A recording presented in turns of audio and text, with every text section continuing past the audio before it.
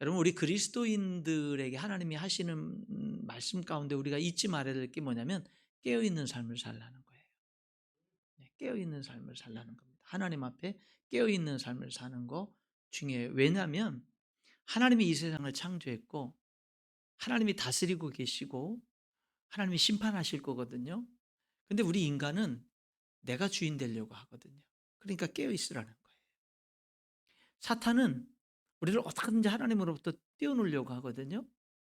그렇기 때문에 하나님은 깨어 있으라고 우리들에게 늘 말씀을 하고 계십니다.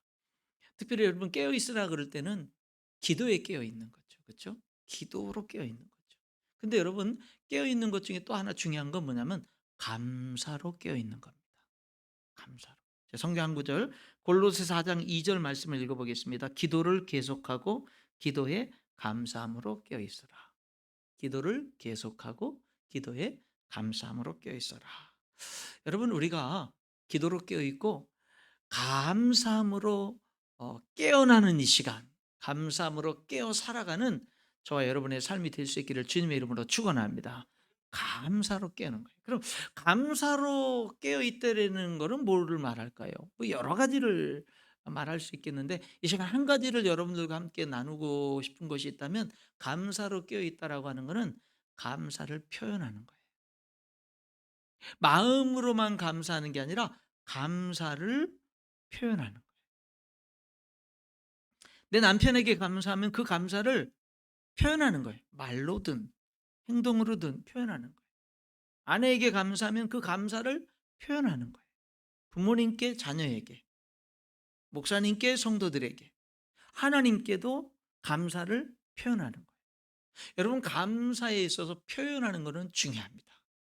아마 어쩌면 우리 많은 그리스도인들이 감사하는 마음은 있는데 표현하지 못하는 삶을 살고 있지 않는가. 감사를 표현하지 않기 때문에 감사가 자꾸 위축되어지고 쪼그러드는 그런 삶을 살고 있지 않는가라는 생각을 해보게 되는 거예요. 여러분, 한번 생각해 보십시오. 예수님이 10명의 나병 환자를 고쳐주셨습니다. 나병이 뭐예요? 모든 걸 다 잃어버리는 병입니다. 사랑하는 가족들, 내 일터, 모든 축복을 다 잃어버리고 가족을 떠나서 나병 환자들만 모여 사는 곳에 몸이 떨어져 나가는 그 고통 속에서 살아가는 거예요. 모든 걸 다 잃어버리는 병이에요. 그런데 예수님이 그 병을 고쳐줬어요. 예수님이 나병을 고쳤다는 것은 그냥 나병을 고친 것으로 끝나는 게 아니라 모든 게 회복되는 거예요. 사랑하는 가족, 자녀들, 처자식, 자녀들에게로 돌아가는 거고요. 모든 것이 회복되는 거거든요. 여러분, 이것처럼 감사한 게 어디 있어요? 죽었다가 살아나는 겁니다. 근데 여러분, 10명의 나병 환자를 고쳐줬는데요, 한 명만 돌아와서 감사를 표현했습니다. 그걸로 끝이 아니에요. 예수님이 이렇게 말씀하셨어요. 아홉은 어디 있느냐? 그렇게 예수님이 물으셨어요. 무슨 말인지 아세요? 감사를 표현하는 사람들은 어디 있느냐라는 걸 물으신 거예요. 여러분, 9명에게 감사하는 마음이 없었겠어요? 어떻게 없을 수가 있어요. 어떻게 9명이 자기들의 나병을 고쳐줘서 모든 걸 회복시켜 주신 예수님께 감사하는 마음이 어찌 없겠어요. 근데 표현을 안 한 거죠. 그러니까 예수님이 뭐예요? 감사가 없다라고 받아들일 수밖에 없는 거예요. 표현되지 않은 감사는 죽는 거죠. 그렇죠? 표현되지 않는 감사. 그 오늘 우리들이요, 정말 감사를 이 2022년도 추수감사주일에 여러분들이 그런 도전을 좀 이렇게 아주 강하게 받았으면 좋겠어요. 감사를 표현하는 삶을 살자. 감사를 나타내고 드러내고 말로도 감사하고 행동으로도 감사하고 하나님께도 표현으로 감사하고 우리 가족들에게도 교회 성도들에게도 이렇게 좀 표현으로 감사할 수 있는 이제 그런 삶을 우리가 살았으면 좋겠다라고 하는 겁니다. 따라 하실까요? 감사를 표현하며 살겠습니다. 할렐루야. 그럴 때 우리 가정이 얼마나 풍성해지겠어요. 우리들의 신앙이, 우리들의 삶이 얼마나 풍성해지겠어요. 감사를 적극적으로 표현하는 거예요. 지난 주간 다니엘 기도회를 진행하면서 어느 한 분의 이제 그 간증을 들으면서 거기에 도전받은 내용 중에 하나가 이거예요. 당신의 꿈을 하나님께 드리십시오. 당신의 꿈을 하나님께 드리십시오. 여러분에게 꿈이 있죠? 여러분에게 꿈이 있죠? 그 꿈을 하나님께 드려라. 나의 꿈이 하나님과 상관없는 꿈이 되지 말고 하나님과 함께하는 꿈이 되자. 내 꿈을 하나님께 드려라. 그 간증의 말에 도전이 많이 돼서 지난 주간에는 그 말을 붙잡고 이렇게 기도를 많이 했어요. 내 꿈이 뭐지? 하는 것들, 그런 것들을 하나님께 아뢰면서 하나님께 다 드리는 거예요. 그것이 나의 그 꿈이 하나님께 영광이 되도록 내 꿈을 하나님께 드려라. 여러분, 여러분의 꿈은 뭐가 있나요? 그 꿈을 하나님께 드릴 수 있기를 주님의 이름으로 축복합니다. 꿈을 하나님께 드려라. 그러면서 이런 얘기를 해요. 성공이 아니라 성장이다. 이런 말을 했어요. 성공이 아니라 성장이다. 성공이 아니라 하나님 앞에서 끊임없이 성장하는 삶을 기도하라. 그랬어요. 여러분, 우리들은 끊임없이 성공이라는 것을 향해서 나갑니다. 근데 이분이 자기의 삶과 수많은 고난과 고통과 끔찍한 아픔과 이런 것들을 경험하면서 이분이 그 삶을 통해서 배우게 된 아주 진한 진리가 행복의 진리가 뭐냐면은 성공을 위해서 기도하기보단 성장을 위해서 기도하는 거예요. 하나님의 사람으로 성장하는 기도. 하나님의 사람으로 성장하는 기도. 내가 성공해야만 하나님께 영광을 돌리는 것이 아니라 어떤 상황 속에서도 하나님 사랑합니다 고백하고 하나님께 감사드리는 삶이 하나님께 영광을 돌린다 라는 말을 했죠. 그렇죠? 사랑하는 성도 여러분, 정말 우리들이 물론 성공을 통해서도 하나님께 영광을 돌립니다마는 실패를 통해서도 하나님께 영광을 돌립니다. 그렇죠? 예. 건강해서 하나님께 영광을 돌리지만 병에 걸려도 하나님께 영광을 돌립니다. 예, 사고를 안 당해서도 하나님께 영광을 돌리지만 사고를 당해도 하나님께 영광을 돌리는 거예요.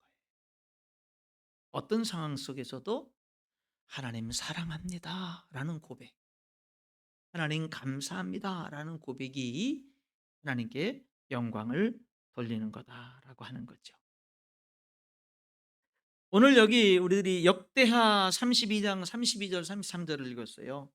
이게 무슨 오늘 추수감사주의라고 무슨 연관이 있나 싶죠. 여기에 두 왕의 이름이 나오죠. 히스기야 왕 32절에. 그 히스기야 왕은 그 사람의 그 히스기야 왕을 한마디로 표현하면 히스기야 왕의 남은 행적과 그의 모든 선한 일은 그의 모든 선한 일. 그러니까 이 히스기야 왕은 한마디로 말하면 남쪽 유다 왕국의 정말 선한 왕, 정말 하나님 마음에 드는 왕, 정말 하나님 멋지게 잘 섬겼던 왕이 히스기야 왕입니다. 그런데 33절에 히스기야가 드디어 죽어요. 그는 하나님을 너무나 잘 섬겼기 때문에 그가 죽고 난 다음에 그를 유다와 예루살렘 모든 백성들이 다윗 자손의 묘실 중에 가장 높은 곳에 장사했고 그의 죽음에 경의를 표합니다. 그리고 난 다음에 그 아들 므낫세가 대신해서 왕이 됩니다. 므낫세는 33장 2절에 한마디로 여호와 보시기에 악을 행한 왕입니다.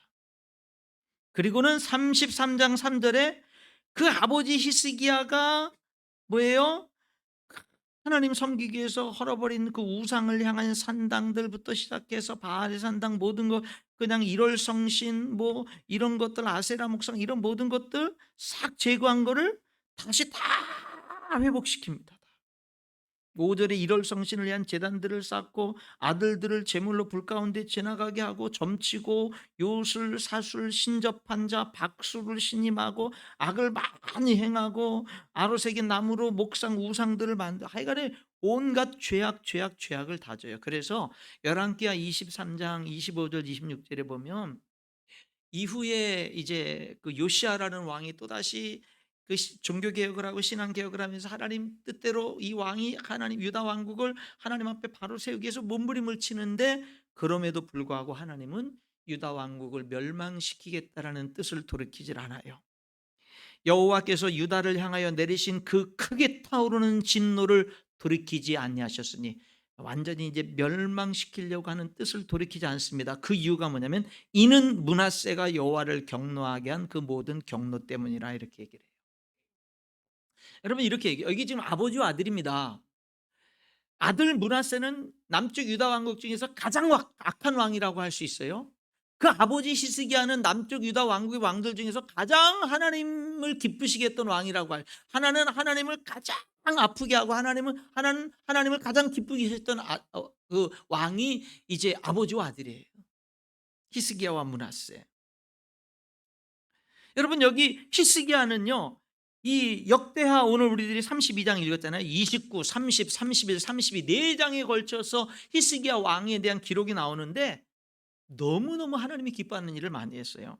다윗처럼 행했고 정직하게 행했고 성전 다 그 전에 성전 누구도 제사하지 않고 성전 예루살렘 성전문이 닫혀 있었는데 그 성전문을 열고 수리하고 더러운 것을 성전 안에서 없애고 성결하게 하고 제사장들 불러 모으고 흩어진 레위 사람들 불러 모으고 제사 드리고 유월절 지키고 절기들 지키고 뭐 이런 모든 일들 이런 일들을 다 회복시킨 왕이 히스기야 왕이에요. 그리고 아스루 왕이 쳐들어왔을 때 싸워서 이길 수가 없으니까 하나님 앞에 간절히 부르짖어서 하나님의 도움으로 아스루와의 전쟁에서 승리해서 나라를 지키고 구원해내고 그리고 자기가 병들어 죽게 됐을 때 하나님 앞에 또 간절히 부르짖어서 15년 생명이 연장받고 그러니까 이 히스기야 왕은요 정말 하나님 잘 섬기고 멋지게 승리하는 삶을 살았던 왕입니다. 근데 왜 그 아들은 그 모양이냐 이 말이에요. 근데 이 히스기야 왕 멋지게 살아간 히스기야 왕의 그 성경을 쭉 읽어나가다 보면 마지막 인생의 아쉬움이 나와요. 마지막 인생. 그가 병에 걸려서 죽게 됐어요. 이사야 선지자가 가서 당신은 이 병 때문에 죽을 거니까 이제 삶을 인생을 정리하십시오 그래요. 그러니까 히스기야 왕이 하나님의 성전에 나가서 하나님을 살려달라고 하나님이 열심히 섬겼지 않느냐고 살려달라고 간절히 부르짖습니다. 하나님이 그 기도를 들으셔서 15년 생명을 연장시켜 줍니다. 근데 오늘 여기 33장 1절에 보면 그 아들 므낫세가 왕이 될 때 12살이라고 그러잖아요. 그럼 아마 계산을 해보면 15년 연장받은 삶 속에서 태어난 아들이죠. 보통 한 42살 정도에 낳은 아들로 이렇게 추산이 됩니다. 예, 그러니까 그런 아들인데 그런데 그 아들은 왜 그렇게 악한 왕이 됐을까? 뭐 그 내용은 성경에서 기록은 안 됐으니까 모릅니다마는 이 병 고침을 받고 15년 더 살았다라고 한다면 그 15년의 삶이 어때야 돼요? 여러분 죽어야 되는데 살아났어요. 15년 생명을 연장받았어요. 15년을 더 살아요. 그럼 그 15년의 삶이 하나님께 영광을 돌려야 되잖아요. 더. 하나님의 은혜를 더 감사해야 되잖아요. 근데 성경은 이 15년 연장받은 후에 이 히스기야 왕의 삶을 그 32장 그 앞절에 한번 읽어보면 24절과 25절의 그 15년 연장받은 삶을 이렇게 얘기를 해요. 역대하 32장 24절 그때 히스기야가 병들어 죽게 되었으므로 여호와께 기도하며 여호와께서 그에게 대답하시고 또 이적을 보이십니다. 15년 연장 다시 살리셔요. 그 다음에 25절 그렇게 살아났어요. 히스기야가 마음이 교만하여 그 받은 은혜를 보답하지 않았다. 은혜로 생명을 연장받은 다음의 삶은요 교만한 삶이었어요. 그리고 하나님의 은혜를 잊어버리는 삶이었어요. 그 말을 다른 말로 하면 감사할 줄 모르는 삶이었죠. 그 내용이요. 그 교만하고 감사하지 못한 내용이 열왕기하 20장에 이제 쭉 나와요. 그 내용은 이런 내용입니다. 히스기야가 죽을 병에 살아나잖아요. 그러니까 바벨론 왕이 사신들을 보내서 축하해 줬어요. 죽을 병에서 살아나니까. 그러면은 뭐라고 해야 돼요? 하나님이 살리셨습니다. 우리 하나님은 살아계십니다. 하나님께 영광을 돌려야 되잖아요. 근데 이 히스기야 왕은요. 그 사절단이 오니까 여러분 어떻게 한 줄 아세요? 그 사절단들을 데리고 이렇게 먼 데까지 와서 이렇게 축하해 주시고 고맙습니다 하면서 그 사절단들을 데리고요. 어디로 데리고 가냐면 예루살렘 성전의 보물들을 하나도 남김없이 다 보여주고 자랑하고 왕궁의 보물들을 다 보여주고 자랑하고 그 히스기야 왕 유다 왕국의 모든 무기고들을 다 보여주면서 자랑했어요. 보여주지 않은 것이 하나도 없었더라 이렇게 성경은 기록해요. 다 보여줬어요. 그러니까 뭐예요? 사절단이 축하해 주러 오니까 당신 참 대단합니다. 죽을 병에 살아나다니 축하해 주니까 하나님이 해 주셨어요. 이러는 게 아니라 뭐냐면요. 내가 이런 사람이야라고 하면서 수많은 엄청난 보물들, 엄청난 무기고 내가 이렇게 강하고 이래 하면서 그런 모든 것들을 다 보여준 거예요. 자기 보물고의 금은과 향품과 보배로운 기름과 그의 군기고와 창고의 모든 것을 다 사자들에게 보였는데 보이지 아니한 것이 없더라. 하나님께 감사는 돌리지 않고요. 자기 자랑만 했어요. 하나님이 이렇게 말씀합니다. 내가 그렇게 자랑하면서 보여준 거 다 바벨론이 빼앗아 갈 거다. 그리고 너희는 바벨론에서 망하게 될 거다. 그랬더니 뭐라 그런지 아세요? 그래서 당신이 그동안 하나님 잘 섬기기 위해서 당신 때는 그런 일은 없겠지만 당신의 후손의 때에 곧 당신이 이 세상 떠나고 나서 얼마 안 있어서 이제 당신의 후손의 때에 이제 결국에는 그 당신 자랑하던 보물들 다 바벨론 사람들이 빼앗아 약탈해 갈 거고 결국에는 망하게 될 거다. 그러니까요. 뭐라고 하는지 아세요? 내가 잘못했습니다. 교만했습니다. 그러질 않고 그래도 그런 일들이 내가 살아있는 동안에 생기지 않는다니 다행입니다. 이렇게 얘기하는 거예요. 깨어있지 못한 거예요. 깨어있지 못한 모습을 보여줍니다. 히스기야는 누구보다도 하나님을 잘 믿은 사람입니다. 그런데 여러분 노년에 깨어있지 못했습니다. 이 사람처럼 하나님을 잘 믿은 사람이 있으면 나와보라 그래 할 정도로 잘 믿었던 사람입니다. 그러나 그의 노년의 모습은 깨어있지 못했습니다. 생명을 연장받고 노년에 낳은 아들 므낫세는 가장 악한 왕이 됐습니다. 노년의 아버지의 모습을 본 므낫세가 가장 악한 왕이 되었다는 말입니다. 하나님이 히스기야의 생명을 연장해 준 그 축복이 하나님께 영광이 되지 못했습니다. 오히려 하나님의 영광을 가렸습니다. 그 이유를 성경은 분명히 말합니다. 첫 번째, 교만해서. 두 번째, 하나님의 은혜에 보답하지 않아서라고 말씀하고 있는 거예요. 여러분 깨어있지 못한 삶이 뭡니까? 자기 자랑하는 거예요. 세상 자랑하는 겁니다. 물질 자랑하는 거예요. 힘 자랑하는 겁니다. 그게 깨어있지 못한 인생입니다. 깨어있는 삶이 뭡니까? 하나님의 은혜인 것을 알고 하나님께 감사드리는 삶.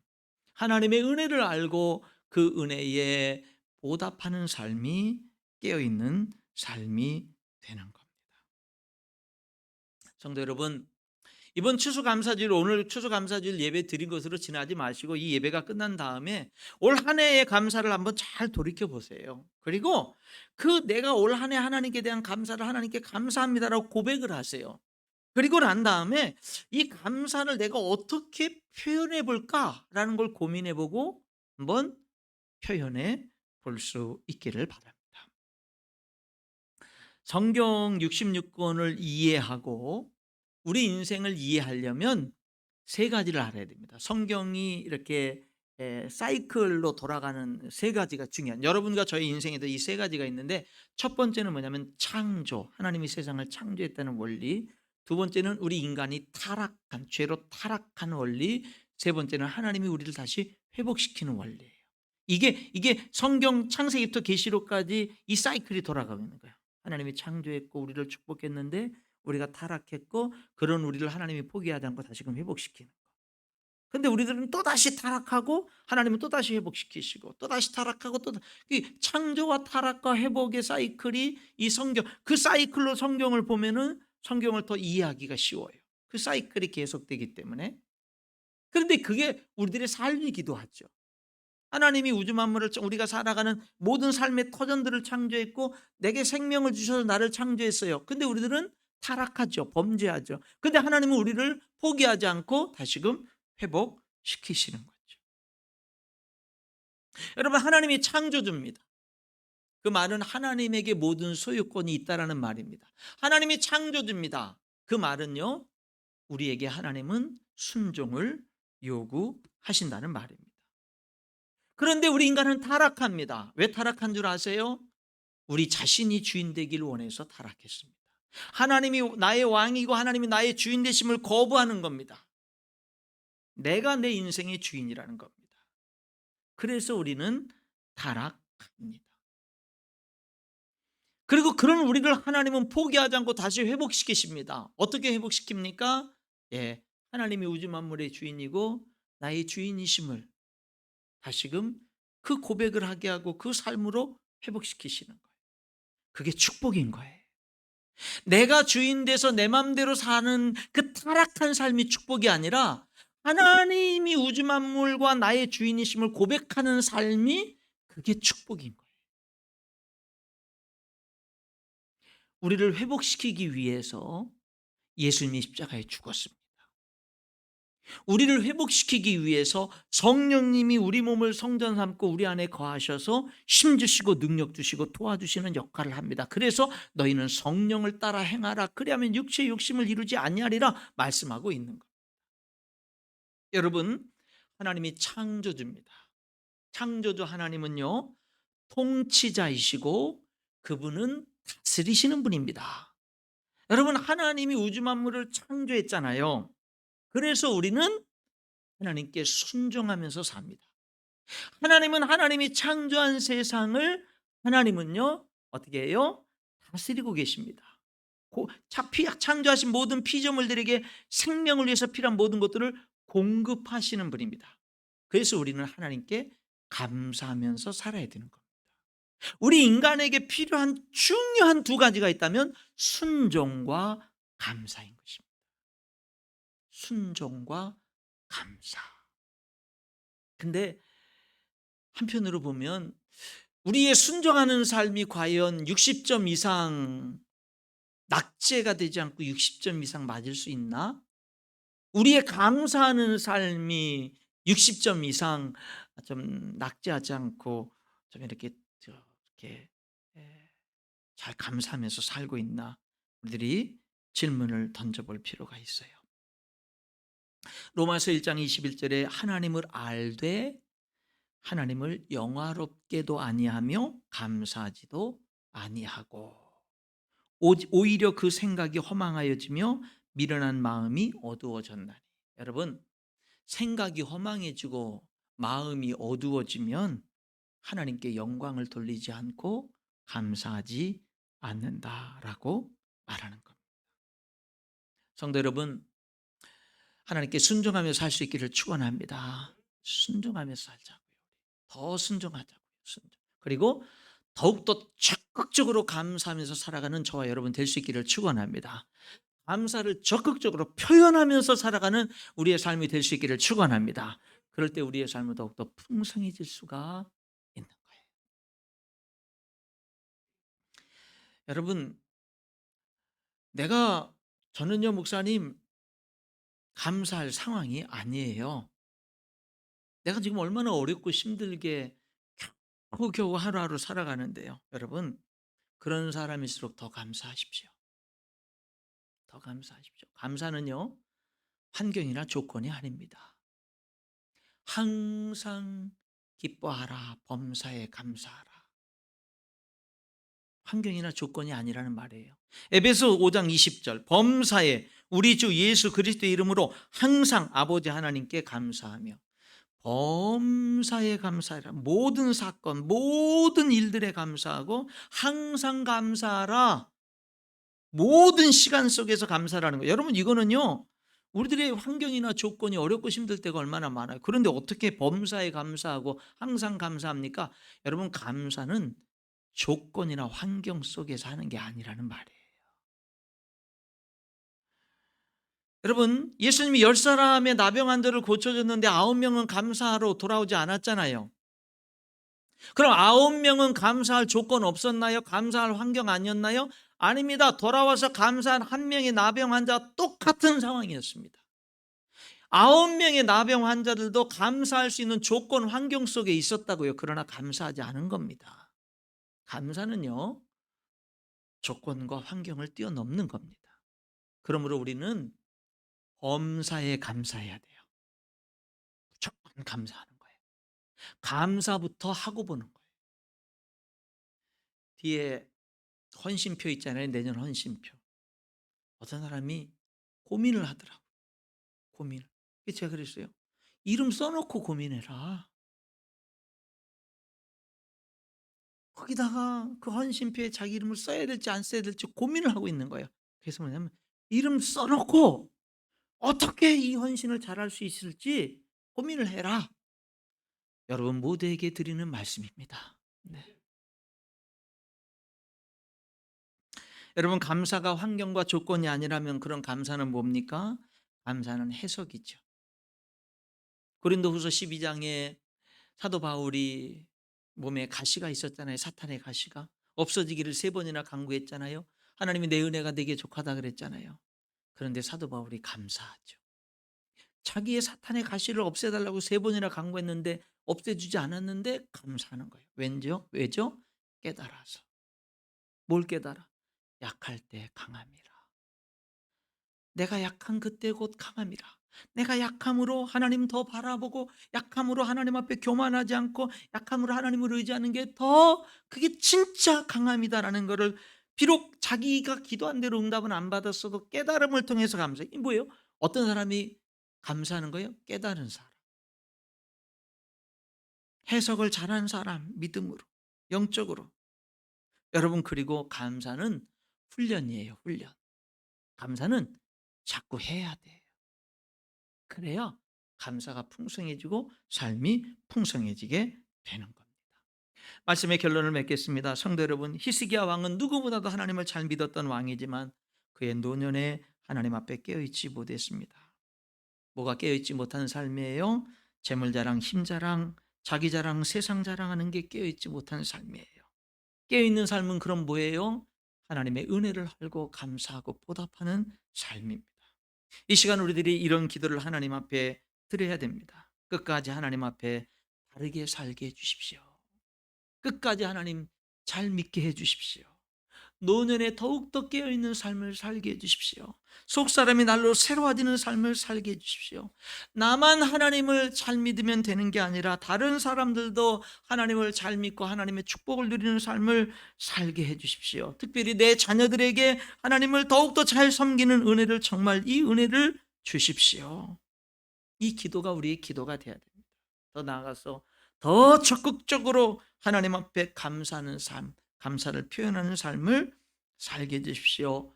정말로 간구하고 그렇게 살아가는 우리 성도들, 2022년도 추수감사주일에 더욱더 하나님 앞에 감사를 고백하면서 그 감사를 표현하는 그런 풍성한 은혜가 임하는 우리 모든 성도들이 될 수 있기를 주님의 이름으로 축원합니다. 기도하겠습니다.